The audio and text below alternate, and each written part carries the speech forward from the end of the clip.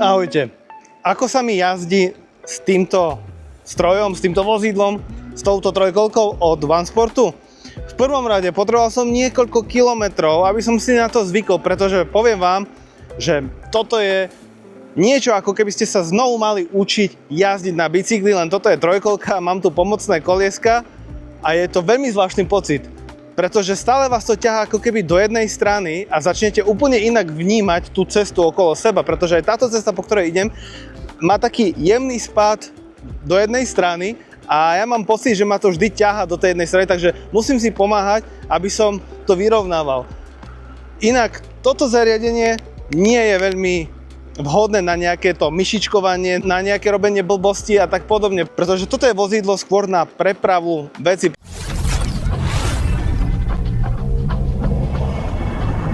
Recenziu na OneSport OT30 Pro rozdelím na dve videá. V tomto prvom vám chcem vysvetliť, ako som sa doslova musel nanovo naučiť jazdiť, pretože jazdenie na trojkolke má úplne iné pravidlá, než jazdenie na bicykli. Ale pekne po poriadku. Trojkolka OneSport OT30 Pro mi prišla z európskeho skladu a priamo ze shopu OneSport, za čo im veľmi pekne ďakujem, a ak vás toto netradičné vozidlo určené najmä na transport ťažkých vecí zaujalo, v popise videa nájdete odkaz a môj unikátny kupón so zľavou. Presuňme sa teraz ale na unboxing. Tak, toto je jedna z najväčších kravíc, akú som kedy mal počas odboľovania bicykla alebo kolobežky, dokonca na palete z poľského skladu. Tak som zvedavý, aké to vlastne bude. To má dobré vráta. Len tá kravica má asi 7-8 kg. Dobre, takže molitán.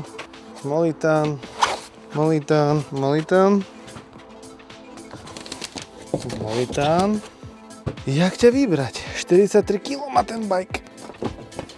Dobre, to bude asi predné kolesa však. Celé to veľký brzdový kotúč. 180 kg. Dobre. Inštrumenty, držak na telefón, tu je nabíjačka. Ešte niekde potrebujem európsku koncovku. Á, tá sa mi povaľuje desi inde. Aj sedlo som tam mal. Extra pohodlná sedačka. No dobre.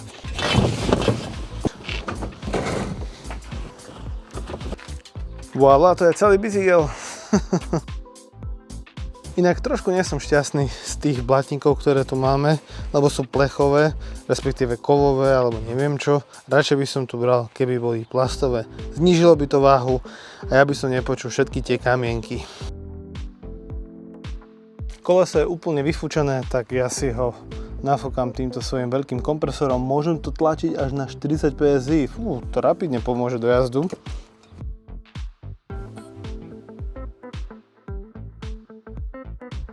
Nie som si istý, či to vidíte, ale už prezieravo výrobca tu nedal grip na pravú stranu, pretože v balení máte aj grip s plynom, taký half twist throttle, ale čo tu je úplne fantastické je to, že tu máme rovnaký displej, aký je na Duos F20, to znamená GPS, 4G a lokalizácia bicykla. Duos a OneSport je v podstate jedna firma, ak ste o tom doteraz nevedeli, a rovnaké displeje montujú alebo začali montovať práve do svojich posledných bicyklov, respektíve do bicyklov, ktoré boli uvedené na trh v roku 2026. Riadidla sa dajú ešte výškovo nastaviť, takže nezúfajte, ak by sa vám to zdalo nízke, ale aj tak si myslím, že sa s tým zázraky robiť nebudú a toto bude chcieť mať vyššie, budem musieť tu nahodiť taký tzv. Riser, ktorým sa to trochu viac dvihne, alebo použiť iné riadidlá. Viem si tu predstaviť riadidlá z babety, ktoré sú vysoké, široké a miesto na kabeláži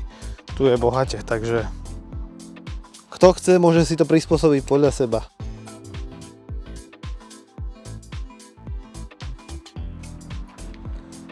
Pre mňa úplnou novinkou je dvojica kľúčov.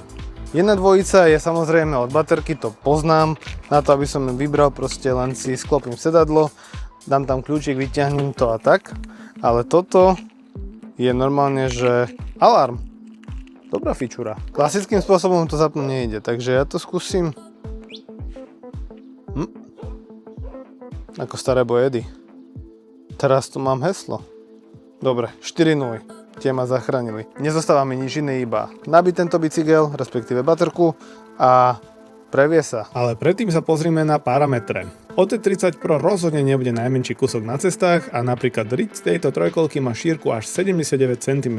Natesno, ale našťastie mi to vošlo do výťahu. Možno sa vám hodia aj rozmery cargo priestoru, ktorý si viete zväčšiť podľa svojich vlastných potrieb a urobiť z toho naozaj užitočného pomocníka. Srdcom trojkolky je batéria bežiaca na 48V systéme s celkovou energiou 864 Wh a až 21 A ovládač, ktorého efektivitu pocítite v kopci. Trojkolka je obutá na semi-offroadových pneumatikách s praktickým reflexným lemovaním. Motor je obrovský. Síce výrobca udáva 250W nominál, aby splnil EPAS normu, ale v špičke ponúkne vyše 1000W. Pohon je prakticky na celej zadnej náprave a všimnúť si tu môžete aj diferenciál, ktorý slúži k vyššej bezpečnosti najmä v zákrutách. Vidlica je pružinová s možnosťou uzamykania a so zdvihom do 60 mm. Máme tu aj 7-stupňovú prehadzovačku so 7-stupňovým viackolečkom s rozsahom 14 až 28 zubov, len nechápem tie skladacie plastové pedále, ktoré sú najvyššie aj dosť malé a prevodník je tiež maličký a má len 42 zubov. Brzdy sú od Zoomu a sú hydraulické s veľmi zaujímavou vlastnosťou parkovacej alebo chcete ručnej brzdy. A funguje to výborne. Stačí vysunúť poistku na brzde a zaistíte si brzdy. Bicykel sa potom ani nepohne a jednoducho sa aj uvoľňuje. Ako spôsob asistencie zvolil výrobca torzný snímač s krútiacim momentom 60 Nm. A takto pomerne jednoducho vyzerá kokpit, ktorému absolútne jasne dominuje displej, ktorý má v sebe integrované pokročilé funkcie. Ak vás to zaujíma, tak hore vpravo je pripnuté video, kde vysvetľujem, aké to má benefity. Svetla aktivujem dlhším držaním tlačidla plus. Predné svetlo je celkom dobre viditeľné a aj sa snaží vyrezávať lúč a aj ten rozptyl svetla je celkom široký, čo je super. A zadné svetlo, to chválim, je brutálne. Rovnako ako brzdové svetlo, ktoré aj počas dňa je vidieť aj na niekoľko desiatok metrov. OT30 Pro má nalepený aj výrobný štítok, kde sú dôležité informácie, ako aj to, že to spadá do EPAS normy. Možno by ale výrobca mohol začať používať serióznejšie štítky. A váha tohto zariadenia 43 kg. Napíšte mi do komentára, či je to veľa, alebo je to primeraná váha. Takže takto vyzerá riadiacia jednotka, pomerne masívna a máme tu 21 A. Vybíjať by sa to malo niekde medzi 40 až 40,5 V. Toto bude pravdepodobne alarm a pipátor, lokátor. Lokátor je teda v displeji, aby som nezahmlieval. A takto sú konektory ochránené, všetko je zasilikonované a zmestilo sa to tu. Najdôležitejšia zásada pri jazde na trojkolke je, že keď si sadnem, oboma nohami sa opriem do pedálov. Nie jednou nohou na zemi, nie druhou nohou na zemi alebo oboma na zemi, ale oboma nohami na pedáloch. To vám zaistí, že budete mať stabilitu, keď sa rozbehnete v ústretí novému dobrodružstvu. A potom si môžete dovoliť po určitom čase robiť aj nejaké hovadiny. Povedzme sa otočiť v podstate aj na mieste.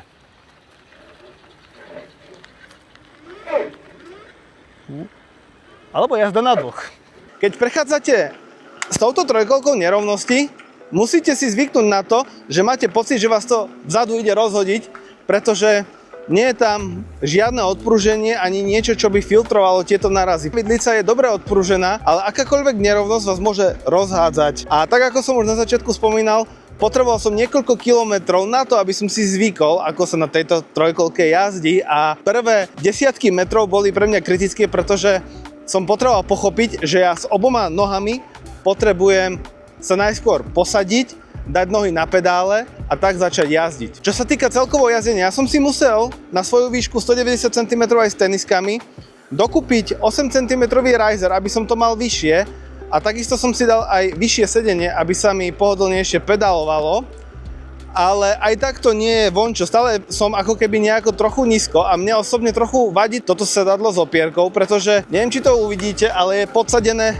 takto viacej dozadu a vadí mi, že sa to nedá polohovať.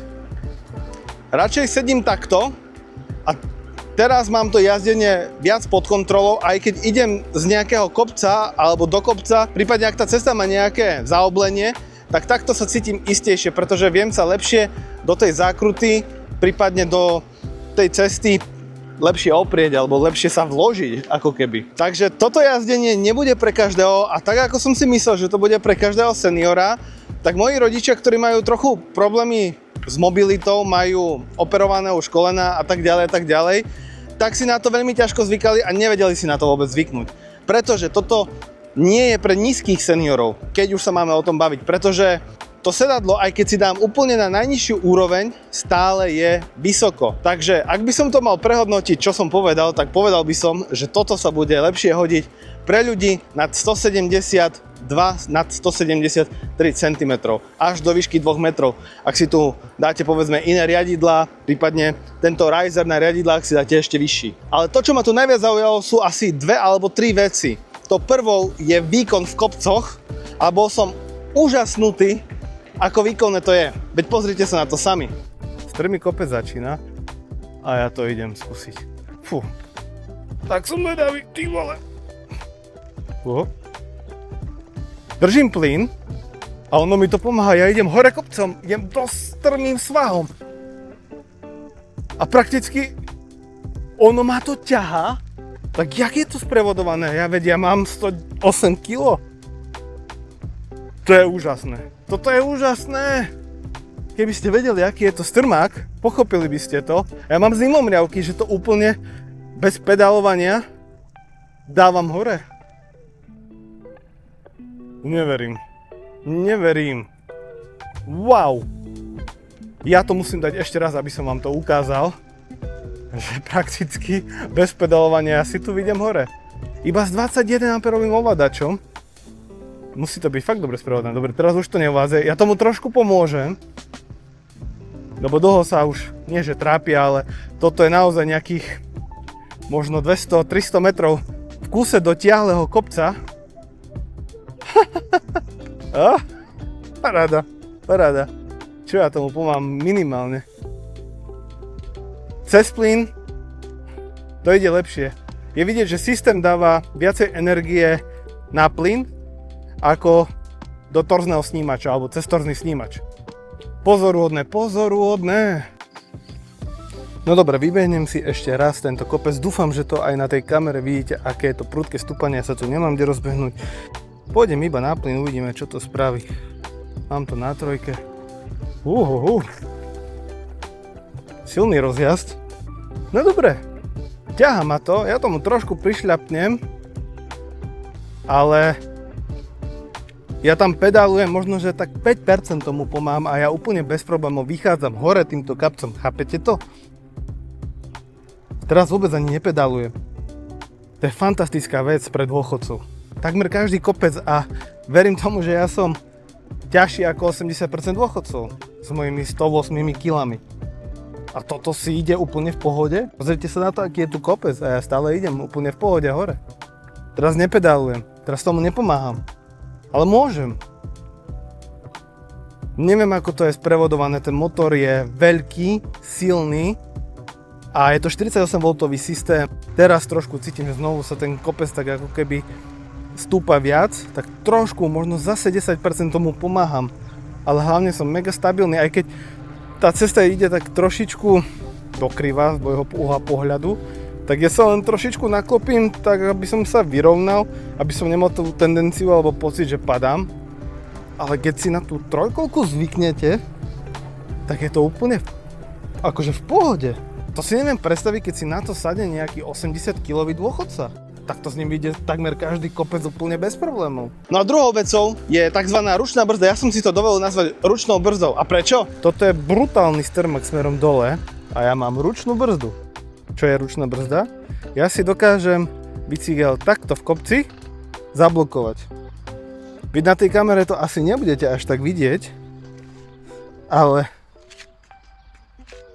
vôbec sa nikde nepohnem. To je paráda, to je absolútne perfektné. Vidím to prvýkrát na bicykli a pri tejto trojkolke mi to dáva absolútny zmysel. Pretože ak sa hocičo stane, napríklad pred chvíľočkou som bol na ceste, ktorá mala kopček a aby som nepadal dole, tak môžem si takto pomôcť, povedzme. Alebo ak na mojom pozemku sa nachádza kopec a potrebujem si tam niečo tuto dozadu naložiť, možno, že nejaké polienka drevené alebo niečo a nechcem, aby mi to proste padalo, tak takýmto spôsobom si ja viem pomôcť a zaistiť si bicykel. To vidím úplne prvýkrát a je to skvelý nápad. beriem to všetkými 10. Toto je, hádam, asi najlepšia fičúra na tomto trojbajku, či trojkolke, či jak to mám nazvať. A to, že ma to vynieslo týmto kopcom hore, úplne hore, tak z toho som samozrejme mŕte nadšený. A ja si jednoducho takto nasadnem, povolím si ručnu a idem.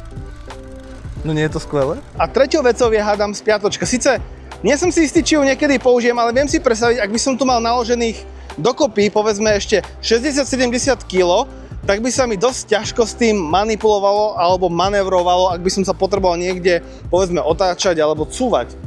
A práve táto spiatočka mi v tomto môže pomôcť. A vedeli ste, že ja na tejto trojkolke sa prakticky viem na mieste aj otočiť? Ukážem vám to.